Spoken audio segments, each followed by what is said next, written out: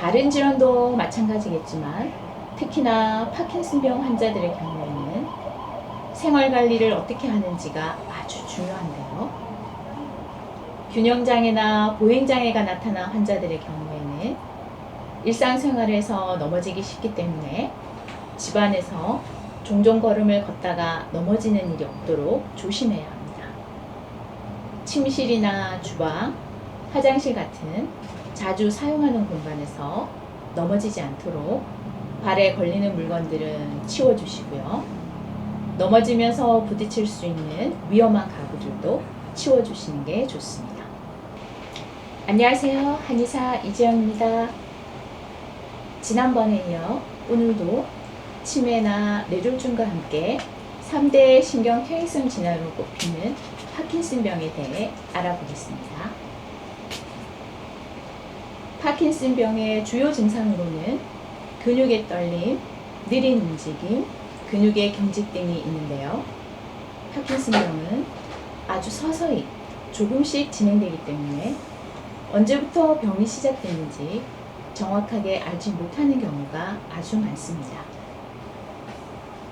그럼 이런 파킨슨병의 초기 증상은 어떻게 시작될까요? 어깨 통증이나 뒷목 통증, 허리 통증 등이 초기 증상으로 나타날 수도 있고요.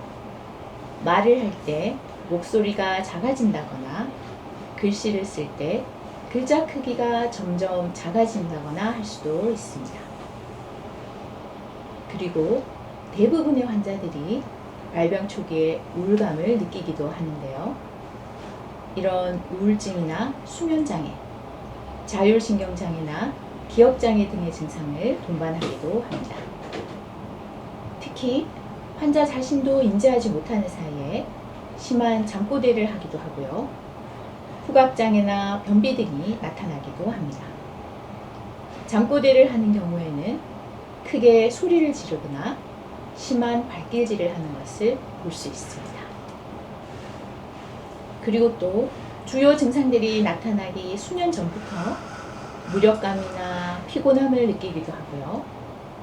팔다리에 뭔가 불쾌한 느낌 또는 평소와 다르게 쉽게 화를 내는 등의 증상들이 나타날 수도 있습니다. 이런 초기 증상들을 놓치지 않게 잘 살펴보시기 바랍니다.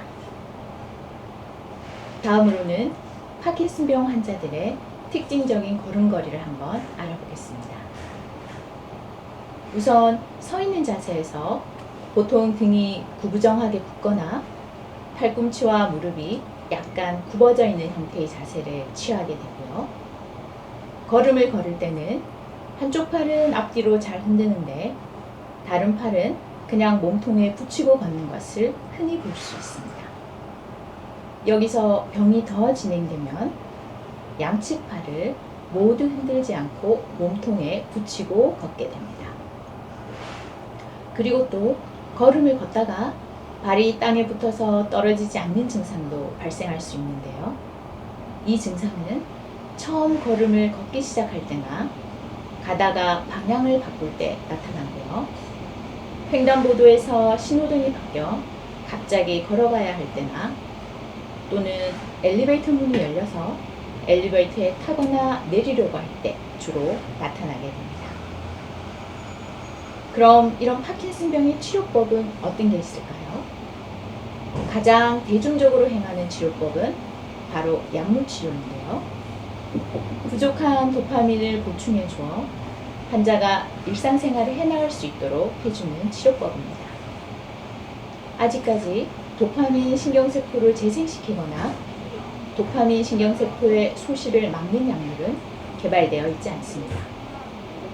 그래서 파킨슨 환자의 뇌에서 부족한 도파민을 보충함으로써 운동 증상을 개선시키는 방법인데요. 현재 사용 중인 가장 대표적인 약물은 레보도파이고요. 도파민의 전구물질인 이 레보도파가 위장관에서 흡수되어 뇌로 이동한 뒤 도파민으로 변환되는 것입니다. 만약 병이 점점 진행됨에 따라 약효가 소진되거나 이상운동증 등의 운동 관련 합병증이 발생하게 되면 그때는 뇌의 특정 부위에 전극을 삽입시켜 뇌의 신경세포 활동을 조절하는 뇌신부 자극술을 받을 수도 있습니다. 다른 질환도 마찬가지겠지만 특히나 파킨슨병 환자들의 경우에는 생활관리를 어떻게 하는지가 아주 중요한데요. 균형장애나 보행장애가 나타난 환자들의 경우에는 일상생활에서 넘어지기 쉽기 때문에 집안에서 종종 걸음을 걷다가 넘어지는 일이 없도록 조심해야 합니다. 침실이나 주방, 화장실 같은 자주 사용하는 공간에서 넘어지지 않도록 발에 걸리는 물건들은 치워주시고요. 넘어지면서 부딪힐 수 있는 위험한 가구들도 치워주시는 게 좋습니다. 걸을 때도 안전하게 지팡이나 보행기 같은 걸 사용하시길 바랍니다. 실제 환자들 중에 넘어지면서 고관절 골절이 생긴다거나 그것 때문에 6개월 동안 누워있게 되면서 운동 기능이 더 떨어지고 몸 상태도 급격히 안 좋아지는 경우도 많이 있습니다. 그러므로 꼭 주의하시길 바랍니다. 그리고 파킨슨병 환자들의 경우 특히나 운동을 생활화하는 것이 매우 중요한데요. 운동은 파킨슨병 증상의 진행을 늦추는데 많은 도움이 됩니다. 꾸준한 운동을 통해서 몸의 근육량을 유지해야 몸의 활동성도 유지할 수 있고 그리고 환자의 정신 건강에도 도움을 줄 수 있습니다. 몸에 무리가 가지 않는 선에서 매일 규칙적으로 운동을 하는 것이 중요한데요. 운동은 스스로 혼자 하는 운동도 좋지만 전문적인 지도를 받으면서 하는 재활치료가 더 효과적이라고 하겠습니다. 특히 재활치료는 환자의 운동 기능을 돕거나 유지해서 삶의 질을 향상시키는 데 도움이 됩니다. 일반적으로 근육 강직이나 균형 유지, 보행 능력 같은 운동 기능 장애에 큰 효과가 있습니다. 그럼 파킨슨병 환자분들에겐 어떤 운동이 좋을까요? 빨리 걷기나 조깅, 에어로빅 같은 유산소 운동이나 아령, 밴드 운동, 기구 운동 같은 근력 운동이 도움이 됩니다. 그리고 요가나 태극권 같은 균형감을 향상시키는 운동도 많은 도움이 됩니다. 이때 반드시 현재 자신의 몸 상태나 증상의 정도를 고려해서 운동 방법을 선택하셔야 되고요. 운동하시면서 꼭 안전에 주의하셔야 합니다. 이처럼 파킨슨병은 운동과 신체 활동을 꾸준히 하는 환자들이 장기적으로도 좋은 치료 경과를 보이기 때문에 초기부터 지속적인 운동을 꾸준히 하는 것이 매우 중요합니다. 그런데 파킨슨 환자분들의 경우 운동을 하는 것 자체가 신체적으로 힘들고 지칠 수가 있고요. 심리적으로도 우울감이나 의욕 상실로 꾸준한 운동을 하기가 힘든 경우가 많습니다.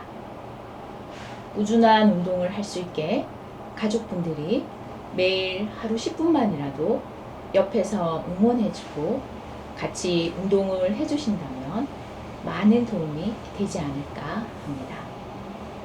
감사합니다.